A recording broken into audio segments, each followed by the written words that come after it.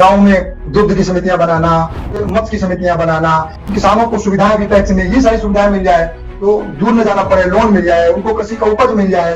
जो महिलाएं हैं वो लखपति है, स्वावलंबन से समृद्धि तक। नमस्कार।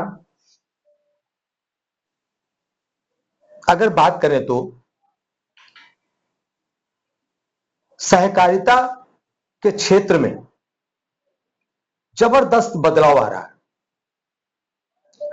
भाजपा सरकार जब से आई है तब से लगातार सहकारिता पर नए नए आयाम स्थापित हो रहे हैं। सहकारिता यूनिवर्सिटी की स्थापना, जो प्रथम यूनिवर्सिटी है इस देश की, अभी नई नीति और ऐसे बहुत से कार्य हैं, नए नए पैक्स, मछुआरों के लिए सहायता, डेयरी विकास पर कार्य, ये सब भाजपा के शासनकाल में बहुत तेजी से आगे बढ़ रहा है, जिसमें गृह मंत्री अमित शाह, जो कि सहकारिता मंत्री हैं, इस क्षेत्र में नित नए आयाम स्थापित कर रहे हैं। इन्हीं प्रश्नों को लेकर के आज हमारे बीच में सहकार भारती के प्रदेश महामंत्री अरविंद दुबे जी मौजूद हैं। आइए जानने का प्रयास करते हैं कि आगे भविष्य में सहकारिता की क्या नीतियां हैं और किस उद्देश्य पर भविष्य में सहकारिता पर कार्य किए जाएंगे। बस अब आपका बहुत बहुत नमस्कार, बहुत बहुत स्वागत है पारदर्शी विकास न्यूज में। जैसा कि बस अब ये सहकारिता के क्षेत्र में नित नए आयाम स्थापित हो रहे हैं। अभी हाल में अपने सहकारिता मंत्री अमित शाह जी ने नई नीति 2025 सहकारिता नीति 2025 जारी की है। इस विषय में आपका क्या कहना है? इसका क्या उद्देश्य है, मिशन क्या है इसका? इस समय जो केंद्र की सरकार है जी, इसमें देश के प्रधानमंत्री नरेंद्र मोदी जी हैं जी, इनका विजन बहुत स्पष्ट है जी, कि सहकारिता को जीवन में अगर जन जन तक उतार दिया जाएगा तो देश का विकास होगा। जी, इसलिए 1 वर्ष पूर्व से ही केंद्र सरकार ने पहले तो सहकारिता मंत्रालय जो कृषि विभाग में था उसको अलग कृषि विभाग सहकारिता विभाग बनाया और सहकारिता मंत्री के रूप में एक बहुत प्रतिष्ठित मजबूत व्यक्ति अमित शाह जी को सहकारिता विभाग दिया गया। गृह विभाग भी है, सहकारिता भी उनको दिया गया। 1 वर्ष पूर्व से इसमें सहकारिता पर क्या और करना चाहिए इस पर एक कमेटी बनाई गई जो शायद 20-25 सदस्यों जितनी, मतलब एक कमेटी बनी जिसके शायद चेयरमैन सुरेश प्रभु जो महाराष्ट्र के हैं। ऐसे एक समिति बनी अध्ययन करने के लिए कि देश में सहकारिता का कैसे विकास हो, कैसे इसको आगे बढ़ाया जाए जिससे हर व्यक्ति को इससे लाभ पहुंचे। ये सघन विचार विमर्श के बाद समिति ने जो निर्णय लिया उसको केंद्र सरकार ने नरेंद्र मोदी जी के जो विजन है कोऑपरेटिव सहकारिता देश में, उसके अनुसार सहकारिता मंत्री अमित शाह जी ने सहकारिता नीति 2025 अभी पिछले दिनों ही एक नीति घोषित हुई है जो सहकारिता नीति 2025 के शीर्षक से घोषित हुई है। इस पर सहकारिता मंत्री जी ने पूरे देश का जो विजन लिया है, क्योंकि ये जो चल रहा है 2025 ये अंतरराष्ट्रीय सहकारिता दिवस भी है। इसमें पूरा अंतरराष्ट्रीय सहकारिता दिवस दिल्ली में मनाया गया, पूरे विश्व के लोग आए। तो ये सहकारिता अंतरराष्ट्रीय सहकारिता वर्ष भी है और देश का सहकारिता विजन 2025 भी है जो पिछले दिनों घोषित किया गया है। इसमें सीधी सीधी बात है, क्योंकि माननीय अमित शाह जी का, मोदी जी का ये विजन है, देश की सरकार का ये विजन है कि सहकारी समितियां एक बेहतर दुनिया का निर्माण करती हैं। सहकारी समितियां एक बेहतर दुनिया का निर्माण करती हैं और कर सकती हैं। इसलिए इन्होंने जो नई नीति 2025 घोषित की है, इसके लिए मैं देश के प्रधानमंत्री नरेंद्र मोदी जी को बहुत दिल हृदय से आभार व्यक्त करता हूं और अमित शाह सहकारिता मंत्री को हृदय से आभार व्यक्त करता हूं कि आपने सहकारिता नीति 2025 की घोषणा की। सहकार भारती की ओर से, उत्तर प्रदेश की ओर से मैं इनको हृदय से आभार और धन्यवाद देता हूं। जी जी।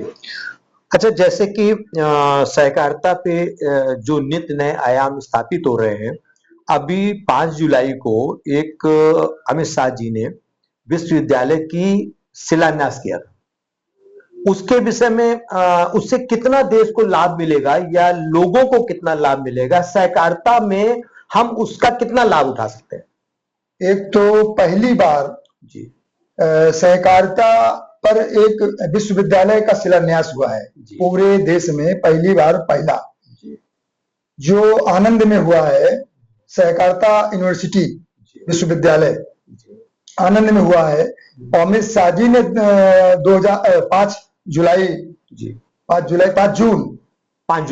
5 जुलाई हाँ 5 जुलाई को किया, 5 जुलाई को आनंद में किया है यूनिवर्सिटी का, जिसपे हम भी आमंत्रित थे, क्योंकि सहकार भारती से प्रदेश, पूरे देश से हर प्रदेश अध्यक्ष, महामंत्री, संगठन प्रमुख को अमित शाह जी की ओर से बुलाया गया था। उत्तर प्रदेश से मैं भी आनंद में था। मेरे समक्ष सहकारिता मंत्री माननीय अमित शाह जी ने सहकारिता विश्वविद्यालय का शिलान्यास, भूमि पूजन किया है। उससे पूरा जो आने वाली सहकारिता है उसमें जो अनभिज्ञता रह गई कोऑपरेटिव में, जिससे कोऑपरेटिव का जो लोगों को ज्ञान कम था, जिससे इस पर दिक्कतें आ गई, ऐसे पहला विश्वविद्यालय जो आनंद गुजरात में बना है, इस पर एक ही लक्ष्य है कि लोगों को पूरा मार्गदर्शन, ज्ञान और इस पर इतना डिग्री हासिल हो, ज्ञान हासिल हो, जिससे सहकारिता में कोई कठिनाई न हो और इसके विकास में कोई अड़चन न हो, इसमें ज्ञान अर्जन हो और कोऑपरेटिव को और विकासशील, विकसित बनाया जा सके। इसलिए इसका शिलान्यास हुआ है, जो बहुत शीघ्र ये विद्यालय का उद्घाटन भी होगा। अच्छा, एक जैसे एक स्लोगन है सहकार भारती का, स्वावलंबन से समृद्धि तक, इसका बेसिक उद्देश्य क्या है? किस प्रकार से ये हम आत्मनिर्भर बना सकते हैं लोगों को? सहकारिता से स्वावलंबन बहुत स्वाभाविक बात है कि सहकारिता जब कुछ लोग मिलकर किसी काम को करते हैं, स्वेच्छा से अपने आप लोग जब एकत्रित होकर किसी काम को खड़ा करते हैं और काम को बड़ा करते हैं, उसके द्वारा किए गए काम से बहुत लोगों को सही रास्ता मिलता है, सही कार्य मिलता है और उनको विजन मिलता है। और जब समृद्धि को तभी हम जाएंगे जब हम लोग अपने गांव में, क्षेत्र में समितियां बनाएंगे, चाहे दुग्ध में समिति बनावे। अब जैसे आप गुजरात के ले लीजिए, अमूल क्या है? सहकारिता से ही है। हर गांव में महिलाएं अपना दूध अमूल को देती है। आज वहां जो महिलाएं हैं वो लखपति हैं। इसी तरह जब हम समिति बनाकर कोई काम को खड़ा करेंगे और उसमें सबका योगदान, सहभागिता होगी, तो वास्तव में ये समृद्धि की ओर जाएगी। और जब हम समृद्धि की ओर जाएंगे, हम स्वावलंबी बनेंगे, तो विकसित भारत बनेगा। जब मेरी जेब में कुछ रुपया होगा तो स्वावलंबी बनेंगे, स्वावलंबी बनेंगे तो भारत विकसित बनेगा।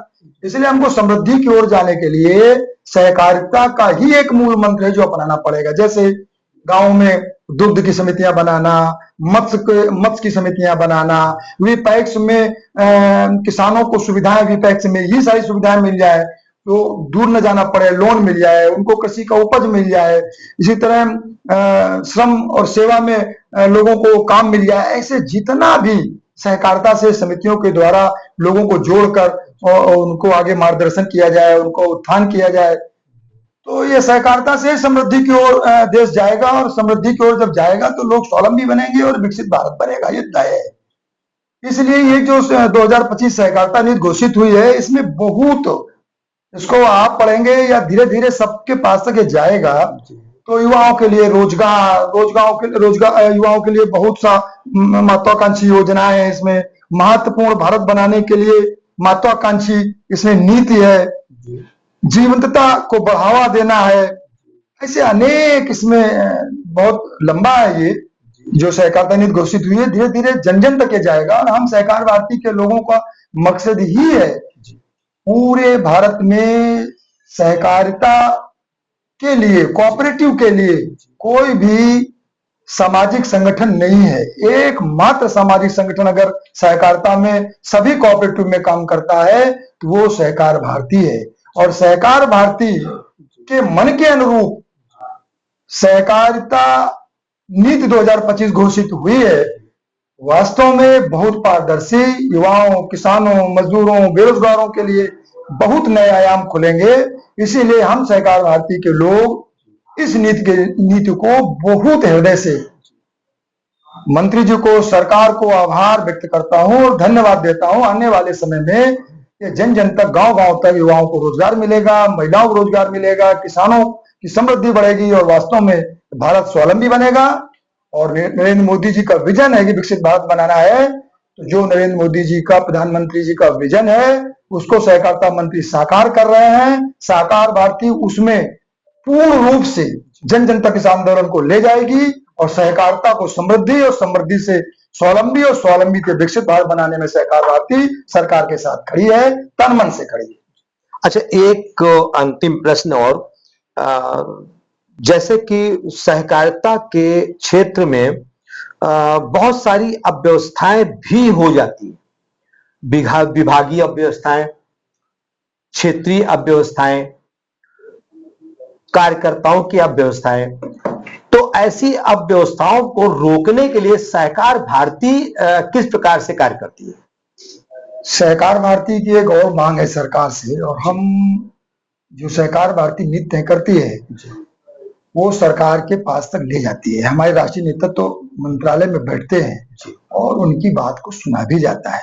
और जो नीति बनी है उसमें सहकार भारती के राष्ट्रीय पदाधिकारी सदस्य भी थे जी।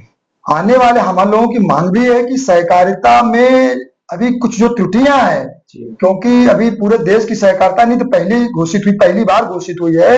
हर प्रदेश का अलग अलग सहकारी नीति था। जिस समय सहकारिता में हर स्टेट में पारदर्शी चुनाव और पारदर्शी व्यवस्था और अधिकारियों पर निर्भर ना होकर जो बोर्ड बने, ये जो समितियां बने, उनके अनुसार जिस दिन ये कार्य सहकार भारती ने करवा लिया और सरकार इस बात को मान लिया, तो आपको देखने में आएगा कि जितनी ये कमियां हैं अपने आप स्वतः खत्म हो जाएंगी। क्योंकि सहकारिता को कुछ सरकारों ने, कुछ लोगों ने बंधक बना लिया था जी।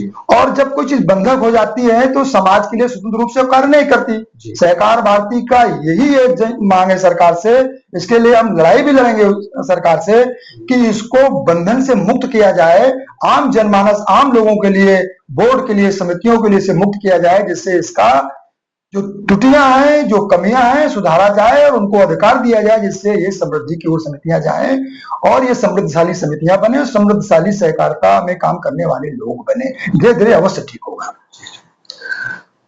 बहुत बढ़िया।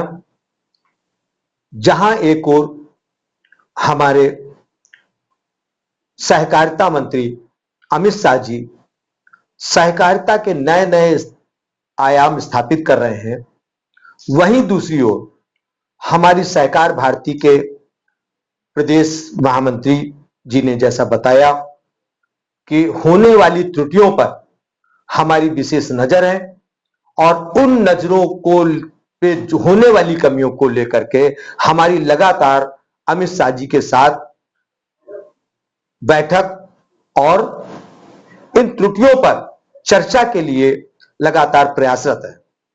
धन्यवाद, बहुत बहुत धन्यवाद भाई साहब, बहुत बहुत धन्यवाद।